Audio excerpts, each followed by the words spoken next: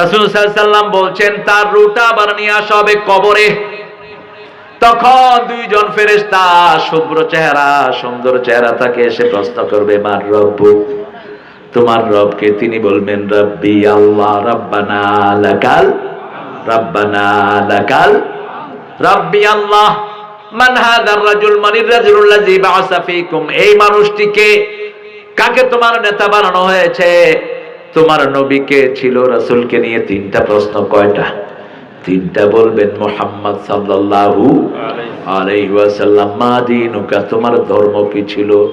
তোমার দল কি ছিল? আমার দল হলো ইসলাম। উপর থেকে আওয়াজ আসবে, আন সাদাকা আবদি, আমার গোলাম সত্য বলেছে।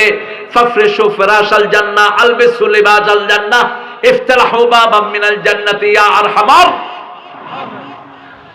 বলা হবে, উপর থেকে আওয়াজ আসবে, বলবে তার গায়ের মধ্যে জান্নাতের পোশাক পরায়া দাও, তার বিছনা জান্নাতের বিছনা বিছিয়ে দাও।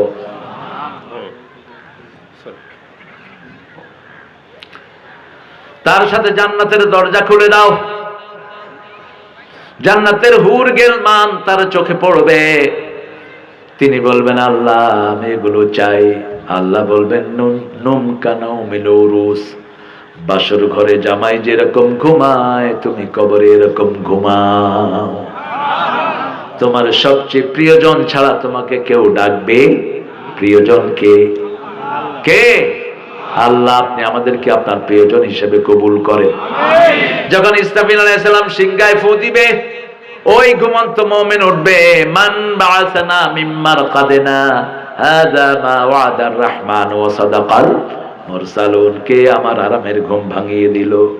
বলবে, এটা রহমানের ওয়াদা, তিনি সত্য বলেছেন। ঠিক না ঠিক? আল্লাহ আমাদেরকে সবাইকে এই কপাল দান করেন। আরো চিৎকার করে আমিন। নামাজের দরকার আছে না নাই? তাকওয়ার দরকার আছে না নাই? বউকে ইসলামের ভিতরে চালানোর দরকার আছে না নাই?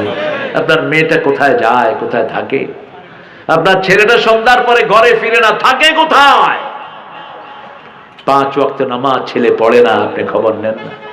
আপনি শুধু প্রাইভেট পড়াচ্ছেন, এটা করবেন সেটা করবেন। এরকম বহু ছেলে আছে যারা মেডিকেলের বারান্দা গিয়ে মারা গেছে, দুনিয়া থেকে নাই। আছে না নাই? কথা বল না কেন? যেমন আপনার ছেলেটা আছে, এখন ইঞ্জিনিয়ারিং এ পড়তে গেছে, বাংলাদেশের সর্বশ্রেষ্ঠ বিদ্যাপীঠ বুয়েটে, কিন্তু এখন সে আর দুনিয়ায় নাই। কিন্তু কবরে গেলেই প্রশ্ন আছে না নাই? 12 বছরের পর থেকে সব প্রশ্ন তাকে করবেন কে? তার আমলনামা তার গলায় ঝুলিয়ে দিবেন। সূরা বনী ইসরাইল, আলজামনাহু তায়রাহু ফি উনুকি, তার আমলনামা তার গলায় ঝুলিয়ে দেওয়া হবে। তার আমলনামা দেখে দেখে ফেরেশতারা তার সাথে ব্যবহার করবে। আল্লাহ আমাদের সবাইকে আপনি ইসলামের জন্য কবুল করেন। কোথায় হাদিসটা বলছিলেন রাসূল, মনে আছে তো? কোথায়? কোথায়? কবরে। এবার বলছেন আবার। আর যে লোকটা সারা জীবন ইসলাম পালন করে নেই, মানুষের সম্পদ আত্মসাৎ করেছে, বিবিকে ঠকিয়েছে, যৌতুক খেয়েছে, গাঁজা খেয়েছে, মদ খেয়েছে, আজে বাজে কাজ করেছে, কোরআনের মাহফিলের ধারে কাছেও আসে নাই। আসে না নাই? এরকম লোকটাকে জিজ্ঞেস করা হবে। তাকে যখন তার মৃত্যুর সময় গনিয়ে আসবে, জাহান্নামের ফেরেশতা আসবে। 3টা বর্ণনা। কয়টা? 3টা। রাসূল সাল্লাল্লাহু আলাইহি ওয়াসাল্লাম বলছেন, জাহান্নামের কিছু ফেরেশতা আসবে, এত কালো কালো, চোখগুলো হবে নীল। চোখগুলো হবে কি? নীল।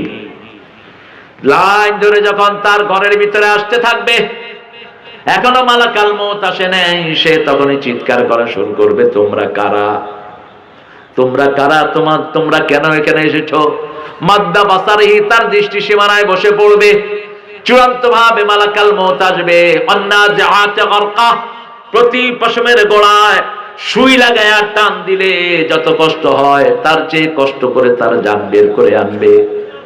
বের করে আনার সাথে সাথে জাহান্নামের ফেরেশতারা বলবে, আমাদের কাছে দাও। জাহান্নামের কর্কশ দুর্গন্ধযুক্ত রুমাল নিয়ে, কেউ কেউ বলেছেন ছালার চটরের চেয়ে দাদরা খাদরা কাপড় নিয়ে বসে থাকবে।